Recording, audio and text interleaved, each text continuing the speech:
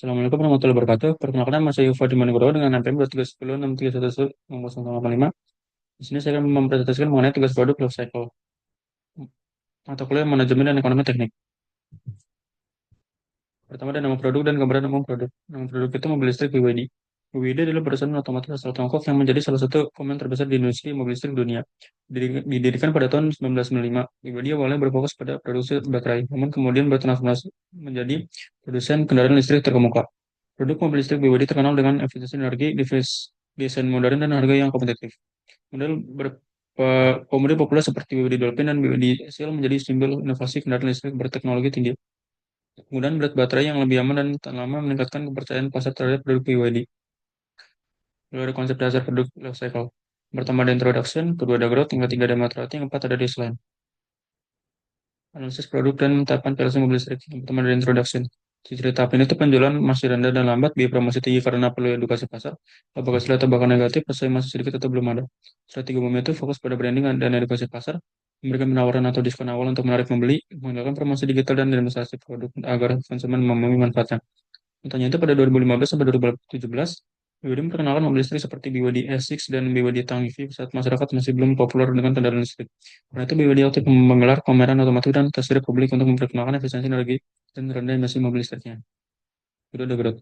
Jadi setiap ini tuh penjualan meningkat pesat, konsumen mulai memahami manfaat produk, pesaing mulai bermunculan, biaya promosi perundang menurun, laba meningkat signifikan. Strategi umum itu memperluas jaringan distribusi dan layanan penjualan, meningkatkan kapasitas produksi, menunjukkan versi baru sekebutuhan pasar, membangun loyalitas merek melalui komunitas pengguna. Contohnya itu pada 2018 sampai 2025 sampai 2022 penjualan BYD melonjak setelah peluncuran Hanifi dan Dolphin BYD. BYD memperluas jaringan di lokasi Eropa dan Amerika Latin. Kita bekerja sama dengan perusahaan transformasi untuk penggunaan mobil dan taksi listrik gunung berkuat setelahnya di pasar global. Ketiga ada maturity. Saya cerita ini pertumbuhan penjualan mulai melambat, pasar mulai jenuh dan dengan pasar dengan banyak pesaing.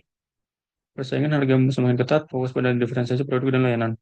Strategi umumnya itu melakukan inovasi teknologi dan untuk memperkuat untuk mempertahankan keunggulan, meningkatkan layanan pengguna jual dan loyalitas pelanggan, mengutamakan promosi berbasis pengalaman pengguna. Contohnya itu pada 2024 sampai 2025. Dia berada di tahap pengembangan dan bersaing ketat dengan Tesla, Hyundai, dan Wuling. Untuk mempertahankan posisinya, BYD menghadirkan blade baterai generasi baru untuk memperluas lini produksi. Produk seperti biodiesel dan biodi atau 3 dengan fitur canggih dan efisiensi tinggi. Itu ada desain. Sisi tahapnya penjualan menurun karena pasar sudah jenuh. Untuk teknologi atau tren baru yang mematikan produk lama, perusahaan mulai mematikan beberapa model. Strategi tahap ini menyederhanakan ini produk, fokus pada segmen pasar khusus, mempersiapkan inovasi dan produk generasi baru. Ke depan model lama seperti Budi X kemudian akan dihentikan karena kalau saing dengan model baru yang lebih efisien. Budi akan fokus pada pengembangan mobil listrik teknologi otonom dan baterai solid state untuk menjaga daya saing di pasar. Lalu ada strategi pemasaran dan inovasi di tiap fase. Production strategi pemasaran itu edukasi pasar dari awal, inovasi utamanya itu promosi digital tes drive publik. Untuk growth itu ekspansi pasar peningkatan kapasitas. Lalu untuk inovasinya varian baru kerjasama dengan global. Material itu diferensi produk, kualitas pelanggan, itu inovasinya fitur gitar dan baterai blade.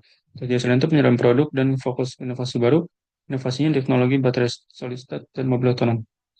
Untuk visualisasi kurvanya seperti ini. Introduction itu introduction naik ke growth material. Lalu di sini mulai menurun pada desain. Itu kesimpulan itu mobil listrik pribadi akan melewati seluruh tahapan siklus hidup produk dari pengenalan hingga kematangan. Inovasi seperti baterai dan desain efisiensi menjadi kunci pertumbuhan global BYD. Kini BYD berada pada tahap pematangan dengan kesempatan dan kebutuhan inovasi tuntutan untuk mempertahankan posisi pasar.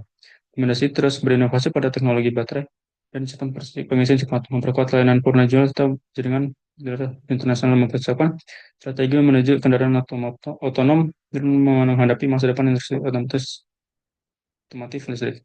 Sekian dari saya, kalau lebih mohon maaf. Wassalamualaikum warahmatullahi wabarakatuh.